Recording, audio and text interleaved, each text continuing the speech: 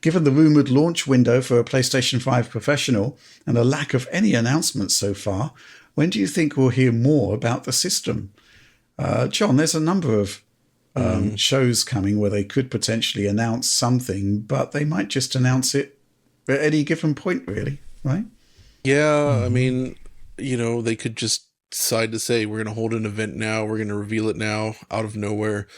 Sony has gravitated more towards what I say is the Nintendo model, where they Right. keep things very quiet and close to their chest until they're ready, and then when it's time, it just appears.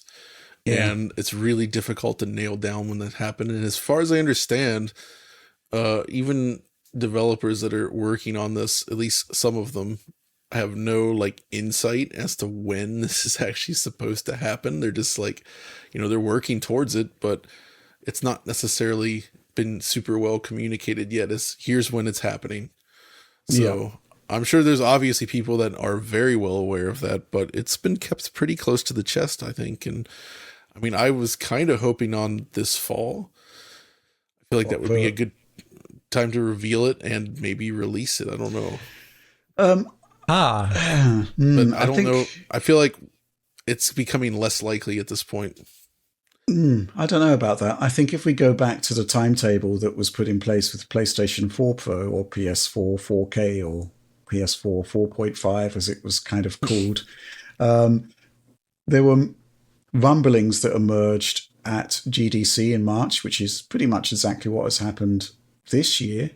And then what happened True. after that was there was a bespoke event that happened in August, I think, of the year. Oh, So maybe it will happen like, next month, who knows? And then the release basically came out on October/November. that's right. So, I still think there's plenty of time for them to make an announcement, to do a show, to show a bunch of great games. We know that developers have had kits for a fair amount of time now.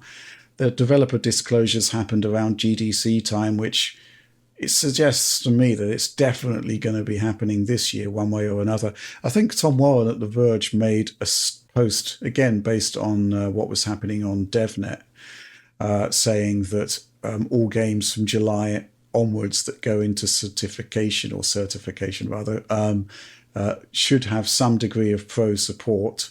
So all signs point to me that it is going to be this year, and we will get an event sort of pretty soon. Don't know what you make of that, Alex.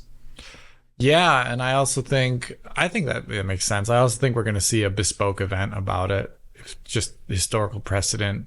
Also, to drum it up, you don't want it to be drowned out by other announcements at some sort of show, right? You don't want it competing announcements. So I think you'd want it to be its own thing.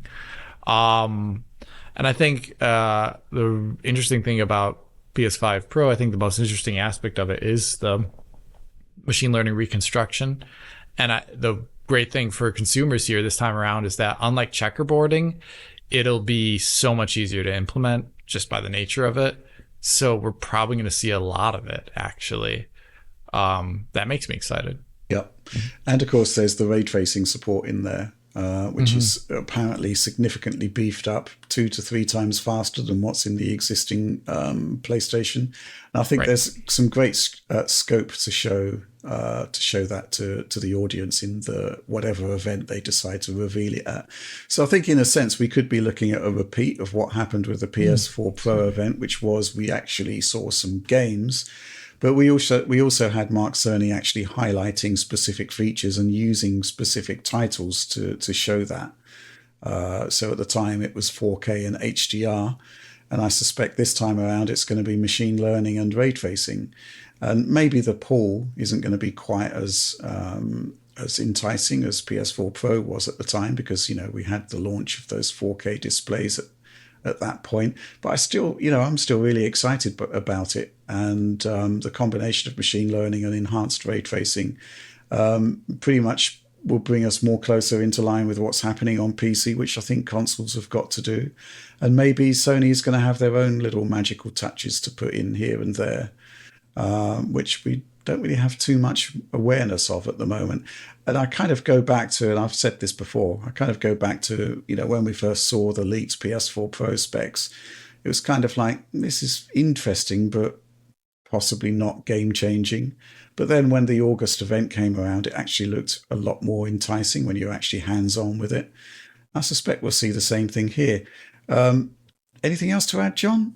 You think there's going to be any unlockable features on the base PS5? Because if you recall, they unlocked HDR for the regular PS4 when the Pro arrived, right? Mm-hmm. Is this going to be the rise of 8K? Lol. No, I think after taking it off the box. No, I don't think so. That's probably not. There's probably nothing there, but still, it's interesting to think about. But 8K, I mean, that could be something that they talk about. I mean, I think it will be a feature. I think they'll have the enhanced display manager that will allow for an 8K output at 60 hertz. They might have a PSSR 8K demo because they have talked about it, but it seems to have been put on the back burner in terms of actual SDK support. The way they sell this thing is always going to be a little funny, because with the 8K checkerboarding thing, they could just be like, this is a much larger and detailed image, right? Yeah. That's always, I think that's, you can just put the two like in spatial size next to each other and it just looks impressive. But like with this, are they going to like roll out like PS5 games and be like, look how this FSR looks? Like how, like how do they roll this out without without saying, oh, what you had previously was bad? Well, I think I'm very curious about that. They'll use first-party titles in order to show the clarity update, because I would expect the Insomniac demos would probably look really impressive. And right, that's a good one. Sony don't actually use FSR in their own first-party games, to the best of my knowledge. I can't even think of one. I mean, even God of War, which changed to up some sort of TAA upscaling from checkerboarding, use their own thing, Mm-hmm. So yeah, lack of announcements. I mean, that's kind of just the way Sony roll, and there have been some really sort of weird announcements from Sony where big things have just been a post on the PlayStation blog. It's true. But I do think they'll probably do something a bit more special for an actual hardware launch on the scale of a Pro console. God of War coming to PC. Read it in this, yes, Truth check blog. out this blog post on check out our website for the thank you. the details. Check out our website for the details.